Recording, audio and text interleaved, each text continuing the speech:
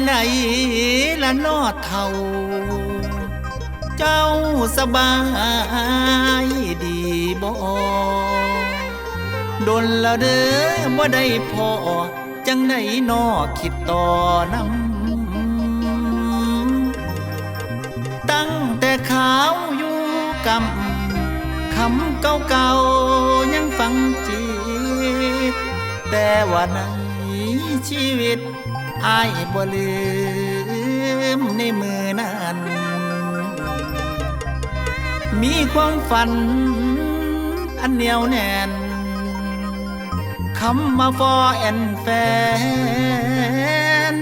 ผู้แขนไว้กับบ่อยู่บุญพลาบ่ส่งอยู่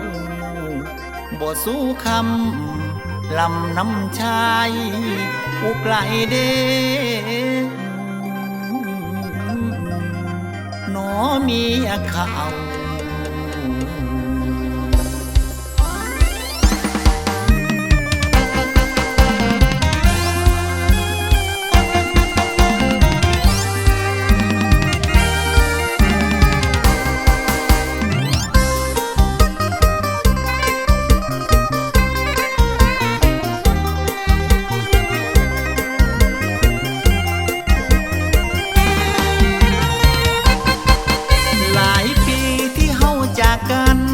ส่วนอ้ายนั้นคิดฮอดบ่ลืมในวันที่เคยดุดดื่มมีทุกข์สุขกันดุดดื่มอ้ายบ่ลืมยังจำฝังใจห่างไกลกันไปหลายปีเจ้าก็หนีไปมีผัวใหม่ได้ยินข่าวเป็นเศรษฐีเมืองไกลดินแดนอาทิตย์อุทัยมันนอกใช้ไล่พาเจ้าไปเดินทางที่ไปดีไอ้หนุ่มทรงเดินทางที่